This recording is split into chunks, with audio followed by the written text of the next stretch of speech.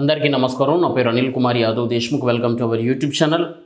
వంకలేనమ్మ డొంక పట్టుకు నడిచినట్టున్నది వైసీపీ వాళ్ళ సామెత. అసలు అక్కడ మెగా డిఎస్సిలో వాళ్ళు 16,347 పోస్టులు ఇచ్చినందుకు సంతోషపడాల్సింది పోయి, అసలు డిఎస్సి మన బతుకు 5 ఏళ్ల పాటు మనం ఒకసారి కూడా ప్రతి సంవత్సరం జాబ్ క్యాలెండర్ మెగా డిఎస్సి ఇస్తామని చెప్పి మన మాట తప్పినా కానీ కూటమి అధికారంలోకి వచ్చిన తర్వాత వితిన్ 1 ఇయర్లోనే వాళ్ళు ఇచ్చిన హామీ ప్రకారం 16,347 పోస్టులు వదిలిళ్ళు. వాటిలో 15,941 పోస్టులని భర్తీ చేసిళ్ళు. జస్ట్ ఒక 406 పోస్టులు అంటే ఎలిజిబిలిటీ కాకపోవడంతో ఆ 406 పోస్టులు అట్లనే ఖాళీ ఉన్నాయని చెప్పి, సరే నెక్స్ట్ టైం ఇంకెక్కువ మంది పార్టిసిపేట్ చేయాలి, ఇంకెక్కువ పోస్టులు వదలాలని చెప్పి ప్రొటెస్టులు చేయడం పక్కన పెట్టి జరిగిన దాని మీద చేస్తున్నారు. నిజంగా అసలు ఏదో అంటారు చూసినవా, ప్రతిపక్షం అనేది ఎక్కడైనా దేశవ్యాప్తంగా ప్రపంచవ్యాప్తంగా తీసుకోండి, మీరు అభాగ్యులకి అండగా ఉండాలి తప్పితే కష్టపడి ఉద్యోగాలు సంపాదించిన వాళ్ళ కడుపు కొట్టకూడదురా. మీకు అసలు ఐడియాలు, ఆ సలహాలు ఎవడిస్తాడో నిజంగా వాడిని మాత్రం ఎట నమ్ముతారా మీరు? అసలు ఫస్ట్ టైం అసలు కొడాలని నేను చూస్తుంటే నాకు సీతామోగిట్ల సిరిమల్ల చెట్టు సినిమాల కోట శ్రీనివాసరావు అంటాడు కదా వెంకటేష్ని, ఏంది సూటుగాని పని చేస్తాడు అని చెప్పి అంటారు కదా. అంటే వెంకటేష్ వాళ్ళ చెల్లె పెళ్ళికి వచ్చే గెస్ట్లని ఇన్వైట్ చేస్తూ ఉంటారు అన్నమాట. వెంకటేష్కి అసలే పాపం దూకుడు ఎక్కువ, అందులో కొంచెం నోటి దోలతోటి చేద్దాంలే, చూద్దాంలే, అవుతుందిలే అని చెప్పి అట్లా ఉంటాడు అన్నమాట లేజీగా. అందువల్ల ఒక మాట అంటే పడడు, వెంటనే షార్ట్ టెంపర్ అన్నమాట ఆయనకి, అందరిని గెలుపుకుంటూ పోతూ ఉంటాడు. అటువంటి వ్యక్తి ఓపిక్గా వచ్చే చుట్టాలని, వాళ్ళ చెల్లె పెళ్ళికి వచ్చే బంధువుల్ని పలకరిస్తూ ఉంటే, ఈడేంది సూట్ కాని పని చేస్తాండి ఏంది ఇక్కడ అని చెప్పి అంటాడు. ఎందుకంటే వెంకటేష్ ఒకసారి వానికి వాత పెడతాడు కాబట్టి. సరే కూడా నేనేం మాట్లాడుతాను చూద్దాం. ఇక నాకు కూడా అదే అనిపించింది, ఇదేంది వీడికి సూట్ కాని పని చేస్తాండి ఏంది అని చెప్పి.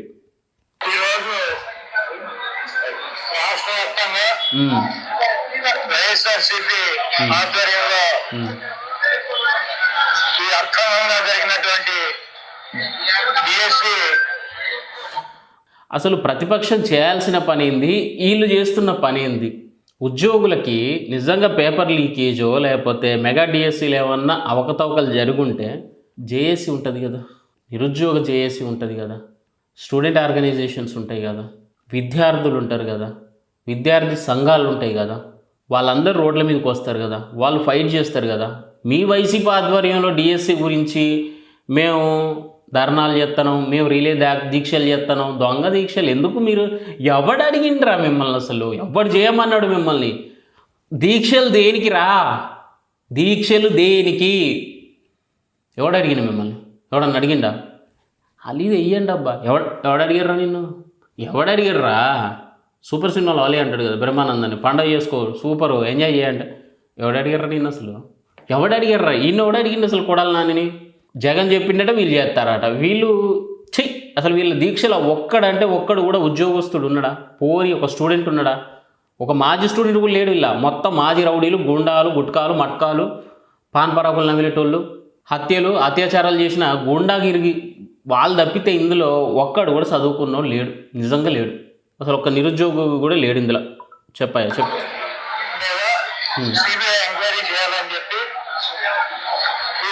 కొడాలి నాని డైరెక్ట్ అడుగుతాను, అసలు సిబిఐ ఫుల్ ఫామ్ చెప్పు. కొడాలి నన్ను సిబిఐ ఫుల్ ఫామ్ చెప్పు. తెలియదు, రాదు. ఏమైనా జగన్ రెడ్డి ఎంట్రు కూడా బీకలేడు. జగన్ రెడ్డి మళ్ళీ 30 సంవత్సరాలు సీఎం అవుతాడు. అబ్బా కొడుకులు ఇద్దరికి బాంబులాగా దేంగే నేను. చంద్రబాబు ఒక తుప్పు, లోకేష్ నాయుడు పప్పు. ఇది తప్పితే వీడికి ఏమన్నా సంబంధం, నిరుద్యోగులతో కొడాలి దానికి ఏమన్నా సంబంధం ఉందా? వీడు చదువుకున్నాడా? వీడు బడిగిపోయినాడా? వీడికి ఆలొచ్చా? వీడికి ఏబిసిడీలు వచ్చా? అసలు ఏం వచ్చని? ఆ లారీలు ఎక్కడు, గుట్కాలు నవ్వుళ్ళు, తుప్పుకని ఊసుడు తప్పితే, పాన్పరాకులు నవ్వుళ్ళు తప్పితే ఈయనకు, నిరుద్యోగులకు, ఆ డిఎస్సికి, ఆ ఉద్యోగాలకు ఏమన్నా సంబంధం కొడాలడానికి ఉందా? కనీసం ఆ ప్రొటెస్ట్ చేసినా కానీ ఆ బాధ, ఆ వేదన అది కొంచెం కొద్ది గొప్ప అర్థమయ్యే వ్యక్తులు చేయాలి. కొంచెం చదువుకున్న వాళ్ళు చేస్తున్నా కానీ దానికి ఒక విలువ ఉంటుంది. కొడాలి నాని వచ్చి మెగా డిఎస్సి గురించి, పేపర్ లీకేజ్ గురించి మాట్లాడతాడంటే ఎంత దౌర్భాగ్యం అసలు. అందులో ఏమైనా సబ్జెక్ట్ ఉంటుంది? ఇక చూడరు ఏం మాట్లాడతాడు ఇక పేపర్ లీకేజ్ గురించి. స్పోర్ట్స్ కోటాల అవకతవకలట. ఎక్కడ జరిగింది? ఇంకా 406 పోస్టులు ఖాళీనే ఉన్నాయి. ఎలిజిబిలిటీ లేక పోస్టులు కూడా ఇంకా ఫుల్ఫిల్ అవ్వలేదు. స్పోర్ట్స్ కోటాలు ఏమన్నా ఒకరు జరుగుంటే ఎలిజిబిలిటీ క్యాండిడేట్స్ ఉంటే వాళ్ళు మాట్లాడతారు కదా, వాళ్ళు బయటకు వస్తారు కదా. వాళ్ళకంటే ముందు నువ్వు వచ్చి స్పోర్ట్స్ కోటాలో జరిగిందని ఏమంటారు, ఏదో అంటారు చూసిన, నోటికి వచ్చిన మాట ఇంకా దేనికి వచ్చిందో ఏదో అన్నట్టు. ఎందుకయ్యా, ఎందుకు మీకెందుకు ప్రతిపక్ష హోదా, మీకెందుకు అవసరమా అధ్యక్ష అని నేను అడుగుతాను. అసలు వీళ్లకు ఆ 11 సీట్లు అవసరమా అని అడుగుతాను నేను. వద్దు, 11 సీట్లు కాదు, అసలు వైసీపీ అనేది నిజంగా దుర్మార్గం. ఆ ప్లేస్ని ఇంకొకరు రీప్లేస్ చేయండి ప్లీజ్.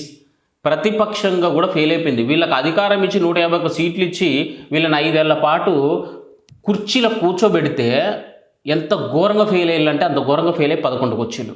కానీ ఇప్పుడు చెప్తున్నా, వీళ్ళు ఆ 11 కూడా అర్హులు కాదు, వాళ్ళు ఎలిజిబిలిటీ లేదు. వీళ్ళు అసలు పొలిటికల్ పార్టీ నడపాల్సిన ఒక్క లక్షణం కూడా వీళ్ళ దగ్గర లేదు. దయచేసి హంబుల్ రిక్వెస్ట్, వీలైనంత తొందరగా వీళ్ళని అసలు ఆంధ్ర నుంచి తరిమేయండిరా. వీళ్ళ వల్ల ఉపయోగం లేదు. నిజంగా నిరుద్యోగులకు లేదు, విద్యార్థులకు లేదు, ఓకేనా, ఉద్యోగులకు లేదు, రైతులకు లేదు, మహిళలకు లేదు, అసలు పిల్లలకు లేదు, ముసలోళ్ళకు లేదు, ముతకొళ్ళకు లేదు, భర్త లేని వితంతువులకు కూడా లేదు, ఓకేనా. అది ఎవ్వరికి ఎటువంటి ప్రయోజనం లేదు. జస్ట్ వీళ్ళ అవసరాల కోసం వీళ్ళు జగనన్న బ్రాండ్ తప్పించి జై జై కొట్టించుకునే ఆ బ్యాచ్కి తప్పితే, ఆ లిక్కర్ మందు తాగి ఆ పిచ్చి మందు పిచ్చికలు తాగేటోళ్ళకి తప్పితే మిగతా వాళ్ళకి ఎవరికి ఉపయోగం లేదు. చూడు,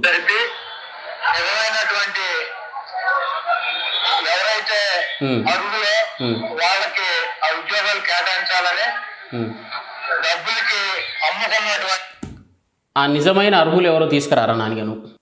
నీకు లైఫ్ టైం నేను అసలు సలాం చేస్తా, నీకు గులాం అయిపోతానని. నిజమైన అర్హులు స్పోర్ట్స్ కోటాలో ఎవరికో అన్యాయం జరిగింది అంటున్నావు కదా, వాళ్ళని తీసుకురానా అని. అసలు నీకు గులాం అయ్యి నీకు ఇట్లా అంట నేను. లేదు, చేత కాదు, సావు రాదు, డబ్బులు కమ్మిండట. ఇక్కడ చూడిగా ఇక ఇక చెప్పు. పార్టీకి సంబంధించినటువంటి నాయకులకు ఇచ్చినటువంటి సర్టిఫికేట్లు ఇచ్చినటువంటి అభ్యర్థుల్ని తొలగించాలని చెప్పి రాష్ట్ర వ్యాప్తంగా వైఎస్ఆర్ కాంగ్రెస్ పార్టీ.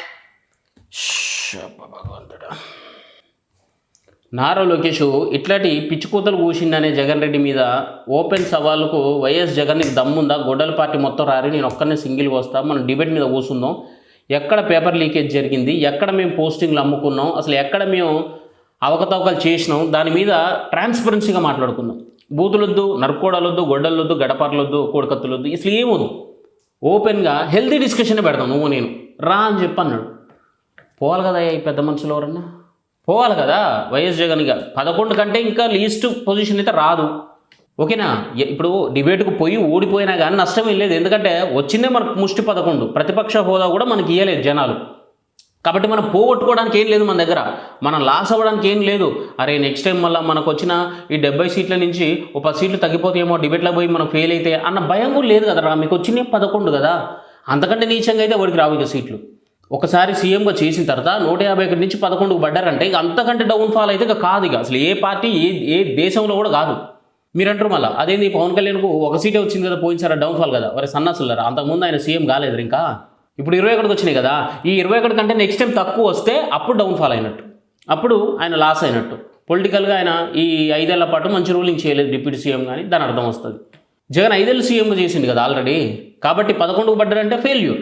సో ఇంతకంటే కోల్పోవడానికి అయితే ఏం లేదు కదా వైఎస్ జగన్ దగ్గర. కాబట్టి ఇది బెస్ట్ బంపర్ ఆఫర్ మీకు. అసలు లోకేష్ లాంటి వ్యక్తి అట్లాంటి ఛాలెంజ్ చేయకూడదు నన్ను అడిగితే, కానీ చేసిండు ఆయన గట్సీగా. మీకు దమ్ముంటే, మీకు జీల దమ్ముంటే, అంటే మీ గుండెల్లో దమ్ముంటే రండి నాతో డిబేట్కు, జగన్ రెడ్డి రా నువ్వు అని చెప్పి అన్నాడు. మీకు చేతనైతే, మీకు సావొస్తే పోయి డిబేట్లో కూర్చోరి, వస్తే అటు లేదా ఇటు అంటే 11కు అయితే తక్కువ అయితే రావు కదా. ఇక ఇంతకంటే నష్టపోయేది అయితే ఏం లేదు కదా. పెరిగితే పెరుగుతారు మీరు, ఇంకా ఆ డిబేట్లో గెలిస్తే ఇంకా మీరు నెక్స్ట్ పొజిషన్కి పోతారు. లోకేష్ అక్కడ ఫెయిల్ అవుతాడు మీరు ప్రూవ్ చేస్తే. ప్రూవ్ చేయలేకపోతే ఇంతకంటే లాస్ అయితే ఏం లేదు కదా. 11 కాకపోతే 10 అవుతాయేమో నెక్స్ట్ టైంకి, ఏం కాదు కదా. ఇంతకంటే సిగ్గుశరాలు ఇడిచేసి అయితే మనం ఇక ముందు అయితే పోలేం కదా. ఆల్రెడీ అయిపోయింది, ఆల్రెడీ జనాలు ఇప్పిళ్ళు బట్టలు. ఇక మనకి ఎందుకయ్యా మరి అండర్వేర్ ఎందుకు, అది కూడా బిక్కుంటే అయిపోయాయి. దాదాపు 4 నెలల నుంచి అనేక నిరసన కార్యక్రమాలు చేస్తూ దాంతో భాగంగానే ఈరోజు ఎవడు అడిగారా నిన్ను, ఎవరు చేయమన్నారా నిన్ను? నిజంగా అసలు ఆ మెగా డిఎస్సికి ఆ నోటిఫికేషన్ పడిన తర్వాత అప్లై చేసుకున్న వాళ్ళు కానీ ఎగ్జామ్స్ రాసిన వాళ్ళు కానీ ఎవరన్నా వచ్చి మీకు వినతి పత్రాలు అందజేసి ఇలా కొడాలని ఒక ఫోటో బయట పెట్టినాను. ఎవరో మీలాంటి పోరం బుగ్గాళ్ళు, బడికి పోనోళ్ళు, గుట్కాలు పాన్బార్లను వెళ్ళేటోళ్ళు, ఇంకేదో నువ్వు చేసే పనులు చేసేటోళ్ళు, నీ కింద పనులు చేసేటోళ్ళు వాళ్ళతో ఒక పేపర్ ఇవ్వండి అవుతుంది మీరు కూడా స్టూడెంట్లే అని చెప్తే దున్నపోతులు ఉన్నట్టు ఉన్నాయి, ఏం కాదు మాకు పాన్పరాకులు నవ్వులు కూడా తుప్పుక్కను ఊసి మాకు ఒక వైట్ పేపర్ మీద రాసి అంటే ఇట్లా వచ్చారు మా దగ్గరికి స్టూడెంట్లు అందుకే మీరు రోడ్లు ఎక్కినాం అని చెప్పి మేము చెప్తామని చెప్పి అట్లాంటి దొంగ ముచ్చట్లు కాకుండా నిజమైన డిఎస్సి ఆస్పిరెంట్స్ ఎవరన్నా మీ దగ్గరకు వచ్చిల్లా? ఎందుకయ్యా ఎందుకు ఈ పాడు కంట్రోల్ సారీ అసలు నేను ఇట్లాంటివి చూస్తే నాకు అసలు ఎమోషనల్లో నేను ఏం మాట్లాడుతాను నాకే తెలియదు అబ్బా. తప్పు చాలా తప్పు చేస్తారు అసలు వైసీపీ లాంటి దుర్మార్గం నీచం నికృష్టం తలకు మాసిన అసలు ఇది చూస్తేనే నాకు కక్కొస్తాను. వ్యతిరేకంగా రాష్ట్ర వ్యాప్తంగా వైఎస్ఆర్ కాంగ్రెస్ పార్టీ అన్ని నియోజకవర్గాల్లో నిరసన కార్యక్రమం పెట్టారు. దీన్ని అసలు వైఎస్ఆర్సీపీ అన్ని నియోజకవర్గాలలో నిరసన కార్యక్రమం పెట్టడం ఏందిరా? అసలు జరిగేది ఏంది, జరుగుతున్నది ఏంది, జరగబోయేది ఏంది?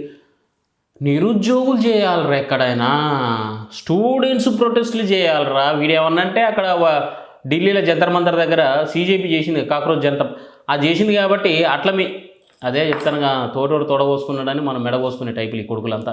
వీళ్ళ గురించి మాట్లాడి అనవసరంగా నా టైం వేస్ట్ చేసుకోవడం కంటే వీళ్ళని జైలు వేయరు, వీళ్ళు ఫస్ట్ కొడాలి ఆయన జైలు వేయరు, దరిద్రం పోతుంది అసలు. ఎందుకు వీళ్ళు ఎందుకంటే అసలు బేసిక్ నాలెడ్జ్ లేదు డిఎస్సిసి మీద, బేసిక్ నాలెడ్జ్ లేదు డిఎస్సి మీద. వీళ్ళకి వేస్ట్ నాకు ఎమోషనల్ నేనేం మాట్లాడుతాను నాకు అర్థం కావట్లేదు. Thank you. జై హింద్.